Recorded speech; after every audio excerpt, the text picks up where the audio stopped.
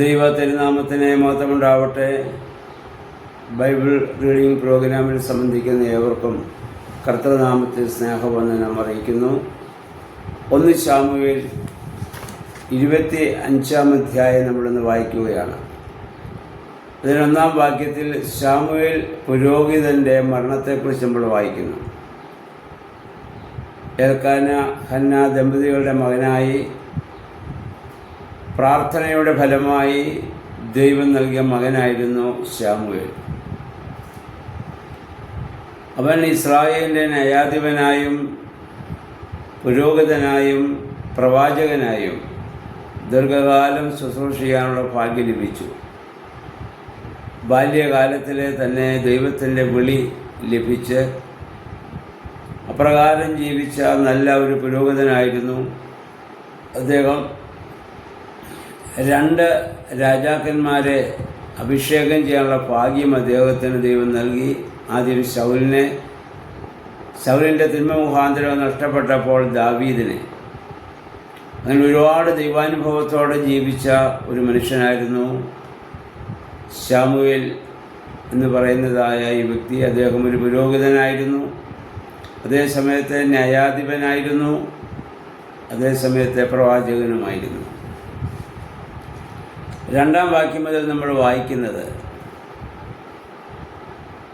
Caleb വംശകനായ Maon അല്ലെങ്കിൽ പാരാൻ മരുഭൂമിയിലെ ധനികനായ ഒരു മനുഷ്യനെ, നാബാൽ എന്ന് പറയുന്നൊരു മനുഷ്യനെ കുറിച്ചാണ് നമ്മൾ വായിക്കുന്നത്. അദ്ദേഹത്തിൻ്റെ ഭാര്യയുടെ പേര് അബിഗേൽ എന്നാണ്. ഈ നാബാലിൻ്റെ ഇടയന്മാരും ദാവീദ് പണ്ട് ഇടയനായിരുന്ന കാലത്ത് ദാവീദും ഭൃത്യന്മാരും ആടുകളെ മേയിച്ചിരുന്ന ആ സ്ഥലത്ത് തന്നെ ഇവരുമുണ്ടായിരുന്നു. ഇവർ തമ്മിൽ സ്നേഹത്തിലായിരുന്നു. അദ്ദേഹത്തിൻ്റെ ആടുകളെ, ഈ നാബാലിൻ്റെ ആടുകളെ പലപ്പോഴും ദാവീദ് സംരക്ഷിച്ച് കൊടുത്തിട്ടുമുണ്ട്. പക്ഷെ അദ്ദേഹം വലിയ ഒരു ധനികനായിരുന്നു. അപ്പോൾ ഒരു ദിവസം ആടുകളുടെ രോമം കത്തിരിക്കുന്നതായ സമയം എന്ന് പറഞ്ഞ് ഇസ്രായേൽ ജനത്തെ സംബന്ധിച്ചിടത്തോളം ഉത്സവം പോലെയാണ്. ആ സമയത്ത് ധാരാളം ആളുകളെ അവിടെ കൂട്ടുകയും അവർക്കെല്ലാം ഭക്ഷണം കൊടുക്കുകയും വലിയ വിരുന്ന് കഴിക്കുകയൊക്കെ ചെയ്യും. അപ്പം അദ്ദേഹം ഇങ്ങനെ രോമം കത്തിരിക്കുന്ന ഒരു സ്ഥലത്തുണ്ട് എന്നറിഞ്ഞതായ ദാവീദ് ഭക്ഷണമില്ലാതെ വന്നപ്പോൾ തൻ്റെ 10 ഭൃത്യന്മാരെ പറഞ്ഞയക്കുന്നു, ഞങ്ങൾക്ക് കുറച്ച് ഭക്ഷണം തരണം, അത് വിശേഷ ദിവസമാണ് എന്ന് പറഞ്ഞാൽ ഇങ്ങനെയുള്ള ഏതോ ഒരു പെരുന്നാളാണ്. അവർക്ക് ഭക്ഷിക്കാനൊന്നുമില്ല. ദാവീദ് ഒളിച്ചോടുന്ന ആളാണല്ലോ. പക്ഷേ നാബാല് ചെന്നവരെ ഭക്ഷണം കൊടുത്തില്ലെന്ന് മാത്രമല്ല,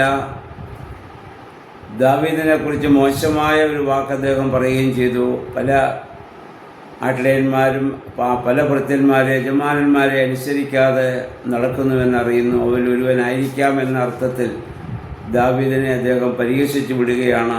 ഭക്ഷണമൊന്നും കൊടുത്തയക്കുന്നുമില്ല. ഭൃത്യന്മാരിത് വന്ന് ദാവീദിനോട് പറഞ്ഞപ്പോൾ ദാവീദ് ഉടനെ തന്നെ കോപിഷ്ഠനായി അദ്ദേഹത്തോട് യുദ്ധത്തിനിറങ്ങാൻ വേണ്ടി എല്ലാവരെയും ഒരുക്കുകയാണ്.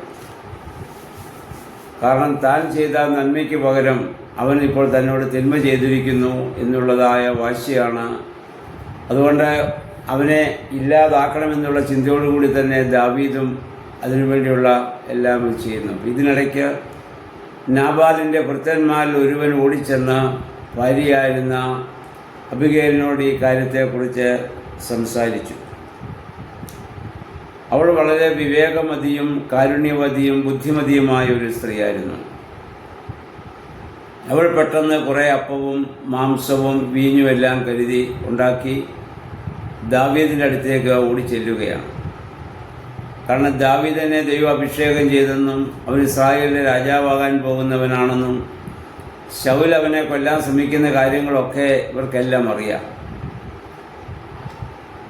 അപ്പോൾ അവൾ തന്നെയല്ല, അവളുടെ ആടുകളെ നേരത്തെ ദാവീദ് സംരക്ഷിച്ച കാര്യങ്ങളൊക്കെ ഈ സ്ത്രീക്ക് അറിയാമായിരിക്കും. അതുകൊണ്ട് അവൾ പെട്ടെന്ന്, തൻ്റെ ഭർത്താവ് പോഷത്തരം കാണിച്ചെങ്കിലും അവൾ പെട്ടെന്ന് ദാവീദിന് അവരുടെ ആളുകൾക്കും ആവശ്യമായ ഭക്ഷണവും വീഞ്ഞും എല്ലാം കരുതി പെട്ടെന്ന് ദാവീദിൻ്റെ അടുത്തേക്ക് അവൾ ചെല്ലുമ്പോൾ നാബാലിനോട് യുദ്ധം ചെയ്യാൻ വേണ്ടി ദാവീദ് വരുന്നതായ കാഴ്ചയാണ് കാണുന്നത്. അവൾ പെട്ടെന്ന് ആ ഒട്ടപ്പുറത്ത് നിന്ന് ഇറങ്ങിയിട്ട് ദാവീദിനെ വണങ്ങി അവനോട് കാര്യങ്ങളൊക്കെ സംസാരിക്കുന്നു. അപ്പോൾ പറഞ്ഞു, എൻ്റെ ഭർത്താവിന് ബുദ്ധിയില്ല, അദ്ദേഹം ഭോഷനാണ്. നാബാലിൻ്റെ വാക്കിനർത്ഥം തന്നെ അപ്രകാരമാണ്. ഭോഷൻ എന്ന ഒരർത്ഥമാണ് ആ വാക്കിന് ഉള്ളത്. അപ്പം അതുകൊണ്ട് അവൻ്റെ ആ ഭോഷത്തരം കൊണ്ടാണ് അങ്ങനെ സംഭവിച്ചത്. അതുകൊണ്ട് ഞാൻ കൊണ്ടുവന്ന ഭക്ഷണം നീ സ്വീകരിക്കണമെന്നൊക്കെ ഈ അബിഗയിൽ ദാവീദിനോട് ഇവിടെ അഭ്യർത്ഥിക്കുകയാണ്. അവൾ പറയുന്നതായ ഒരു വാക്ക് നമ്മൾ ശ്രദ്ധിക്കുക. ദാവീദിനോട്, കർത്താവ് അങ്ങേക്ക് വിശ്വസ്തമായ ഒരു ഭവനം പണിയും. അതിൻ്റെ 28-ാം വാക്യം മുതൽ, എന്തെന്നാൽ കർത്താവിന് വേണ്ടിയാണ് അങ്ങ് യുദ്ധം ചെയ്യുന്നത്. ആയുഷ്കാലത്തൊരിക്കലും അങ്ങിൽ നിന്ന് ഒരു തിന്മയും ഉണ്ടാവുകയില്ല. ആരങ്ങയെ നശിപ്പിക്കാൻ ശ്രമിച്ചാലും അങ്ങയുടെ പ്രാണനെ കർത്താവ് സംരക്ഷിക്കും. കർത്താവ് വാഗ്ദത്തം ചെയ്ത എല്ലാ നന്മയും പൂർത്തീകരിച്ച് അങ്ങയെ രാജാവാക്കും. എന്നിട്ട് പറഞ്ഞു, അങ്ങനെ രാജാവാകുമ്പോൾ കാരണം കൂടാതെ ഒരു വ്യക്തിയെ ഞാൻ കൊന്നുകളഞ്ഞല്ലോ എന്നൊരു വ്യഥ, ഒരു കുറ്റബോധം അങ്ങയുടെ മനസ്സിലുണ്ടാവരുത്. കാരണം ഇവനോട് ഇപ്പോൾ യുദ്ധം ചെയ്യണം, അവനോട് യുദ്ധം വന്നിട്ടല്ല, താൻ ചോദിച്ചപ്പോൾ തന്നില്ല എന്നൊരു കാരണത്താൽ ആ പെട്ടെന്നുണ്ടായ കോപത്തിലാണ് ദാവീദ് ചെയ്യുന്നത്. നന്ദികേട് കാണിച്ചു എന്നൊരൊറ്റ കാരണം കൊണ്ടാണ് അവനെ വധിക്കാൻ വേണ്ടി ദാവീദ് ഒരുങ്ങുന്നത്. അപ്പോൾ അതുകൊണ്ടാണ് ഈ അബിഗയിൽ പറയുന്നത്, രാജാവാകുമ്പോൾ ഒരു കുറ്റബോധം നിൻ്റെ മനസ്സിലുണ്ടാകാൻ പാടില്ല. ഞാനിങ്ങനെ ഒരാളെ കൊന്നുകളഞ്ഞല്ലോ എന്ന് കുറ്റബോധം നിനക്കുണ്ടാവരുത്. അപ്പം അതിൽ നിന്ന് നീ പിന്മാറണം.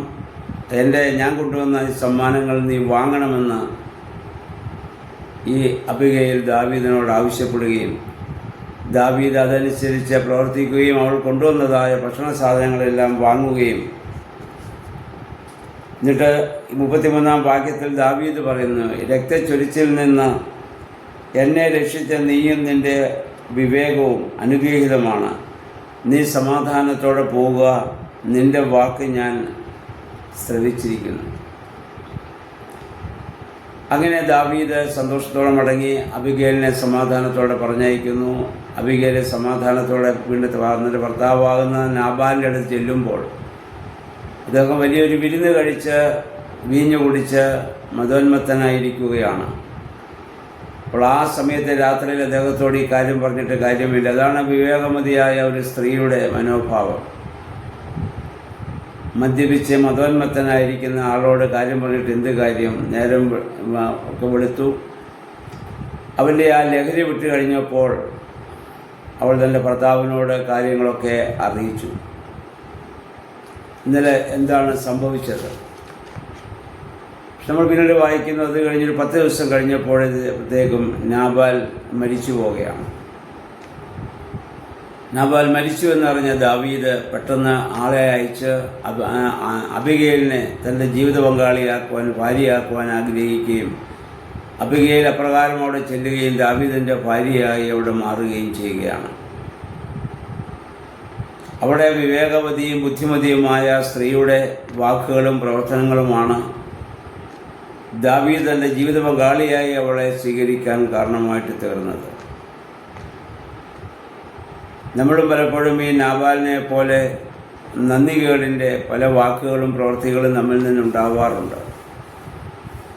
എന്നാൽ അബിഗേലിനെ പോലെ വിവേകമതിയും ബുദ്ധിമതിയുമായ ഒരു സ്ത്രീയെ നമ്മളെപ്പോഴും മാതൃകയാക്കണം. തൻ്റെ ഭർത്താവിൻ്റെ ഭോഷത്തരം അവൾ മനസ്സിലാക്കി അതനുസരിച്ച് ഭർത്താവിനോട് പറയാതെ തന്നെ ബുദ്ധിപൂർവ്വം അവൾ കാര്യങ്ങൾ അവിടെ പ്രവർത്തിച്ച് അവരുടെ ജീവനെ സംരക്ഷിക്കാൻ വേണ്ടി അവിടെ ശ്രമിക്കുകയാണ്.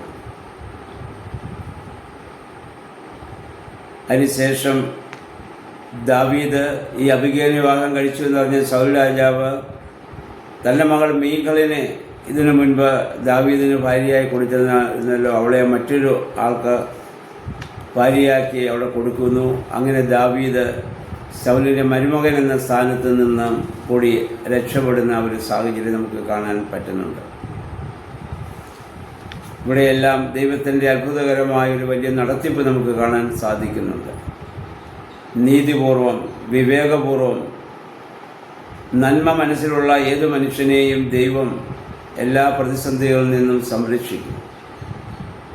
തിന്മ ചെയ്യുന്നവൻ അപ്പോൾ അത് വിജയമായി തോന്നിയേക്കാം, എന്നാൽ ആത്യന്തികമായി അവനത് നിലനിൽക്കുകയില്ല എന്ന് നാബാലിൻ്റെ ജീവിതം നമ്മെ ബോധ്യപ്പെടുത്തുകയാണ്. വലിയ ധനികനും എല്ലാ സ്വാധീനമൊക്കെ ഉള്ളവനാണെങ്കിലും ഒരു നിമിഷം മതി ജീവൻ നഷ്ടപ്പെടുവാൻ. അതുകൊണ്ട് ഭൂമിയിൽ ജീവിക്കുന്ന നാളുകൾ മറ്റുള്ളവർക്ക് നന്മ ചെയ്ത്, മറ്റുള്ളവരുടെ നന്മകളെ ആഗ്രഹിച്ച്, മറ്റുള്ളവരെ സ്നേഹിച്ച് ഒരു നല്ല ജീവിതം നയിക്കുവാൻ ഈ വേദഭാഗങ്ങളൊക്കെ നമ്മെ സഹായിക്കണം. ദൈവമേ, ഞങ്ങളുടെ പ്രാർത്ഥനയും വേദവായനയുമൊക്കെ പരിശുദ്ധാത്മാവെ അതിനെ ഞങ്ങളെ ശക്തീകരിക്കണമെന്ന് നമുക്ക് പ്രാർത്ഥിക്കാം. ദൈവം എല്ലാവരെയും അനുഗ്രഹിക്കുമാറാകട്ടെ.